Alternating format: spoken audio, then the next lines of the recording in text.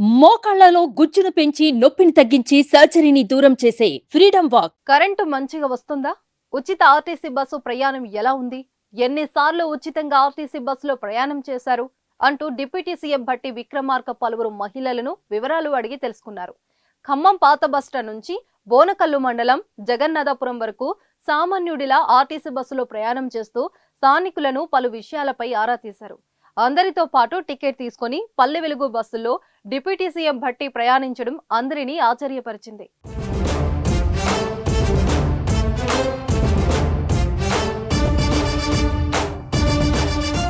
నాగులవంచ గ్రామానికి చెందిన Janamma, అనంతమ్మలతో deputy CM Bhatti ముట్టడించారు. ఉచితంగా బస్సులో వెళ్లడం మహిళలకు మంచి సౌకర్యాన్ని ఇచ్చిందని మహిళలు సమాధానం ఇచ్చారు. ఈ క్రమంలో ఉచితంగా ప్రయాణం చేసే మహిళలకు జారీ చేస్తున్న జీరో టికెట్ల విధానం గురించి కండక్టర్ శైలజను డిప్యూటీ సీఎం వివరాలు అడిగి తెలుసుకున్నారు.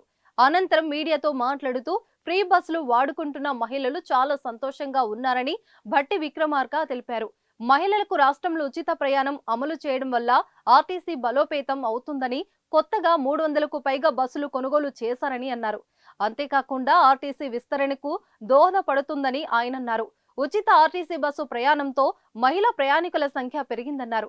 దీంతో కొత్త బస్సుల అవసరం ఏర్పడుతుందని డిప్యూటీ సీఎం వివరించారు. స్వయం సహాయక సంఘాల మహిళా సభ్యులకు రుణాలు ఇప్పించి వారితో బస్సులు కొనుగోలు చేయించి వాటిని ఆర్టీసీలో పెట్టాలన్న ఆలోచన చేస్తున్నామని ఆయన తెలిపారు. మహిళలను ఆర్థికంగా అభివృద్ధి చేయడమే ప్రభుత్వ లక్ష్యమని ఆయన అన్నారు.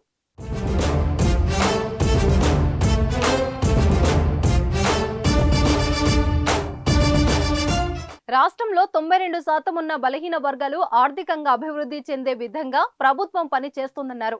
ఈ సందర్భంగా ఖమ్మం పాత బస్టాండ్లో పాతర్లపాడు గ్రామానికి వెళ్లే బస్సును డిప్యూటీ సీఎం భట్టి విక్రమార్క ప్రారంభించారు. ఎన్నికల్లో ఇచ్చిన 6 హామీల మేరకు అధికారంలోకి వచ్చి అసెంబ్లీలో ప్రమాణ స్వీకారం చేసిన గంటలోపే ఉచిత ఆర్టీసీ బస్సు ప్రయాణాన్ని మహిళలకు ప్రారంభించామన్నారు. ప్రతి నెల 300 కోట్లకు పైగా మహిళలు ఉచితంగా ప్రయాణిస్తున్న డబ్బులను రాష్ట్ర ప్రభుత్వం ఆర్టీసీకి చెల్లించడం వల్ల ఆ సంస్థ బలోపేతం అవుతుందని అన్నారు. కొత్త బస్సుల కొనుగోలు, ఆర్టీసీ విస్తరణకు ఉచిత బస్సు పథకం ఎంతగానో దోహదపడుతుందన్నారు. గత ప్రభుత్వంలో ఆర్టీసీ ఉంటుందా, మూసివేస్తారా, అమ్మేస్తారా అనే వార్తలు కూడా వచ్చాయన్నారు. అంతేకాకుండా గత ప్రభుత్వ హయాంలో ప్రతి నెల జీతాలు ఇచ్చే పరిస్థితి కూడా ఉండేది కాదన్నారు. అలాంటి పరిస్థితుల్లో మహిళలకు ఉచిత ఆర్టీసీ ప్రయాణం పథకంలో ఆర్థికంగా బలోపేతం చేశామని తెలిపారు. ఆర్టీసీకి ఉన్న అప్పులపై వడ్డీ రేట్లు తగ్గించడానికి ఆలోచన చేస్తున్నామని ఆయన తెలిపారు. ఏ రూట్లలో బస్సులు అవసరం ఉన్నాయి అని కూడా సర్వే చేయిస్తున్నామని అన్నారు. ఆర్థిక సంక్షోభంలో ఉన్న రాష్ట్రాన్ని గాడిలో పెడుతూ సంపద సృష్టించి ఆ సంపదను ప్రజలకు పంచడానికి ప్రభుత్వం అడుగులు వేస్తుందని తెలిపారు.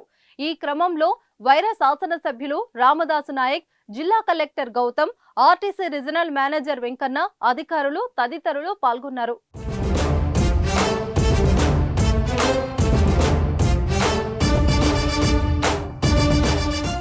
సుమన్ టీవీలో మీ పర్సనల్ అండ్ బిజినెస్ ప్రమోషన్స్ కోసం కింది నెంబర్కి కాంటాక్ట్ చేయండి.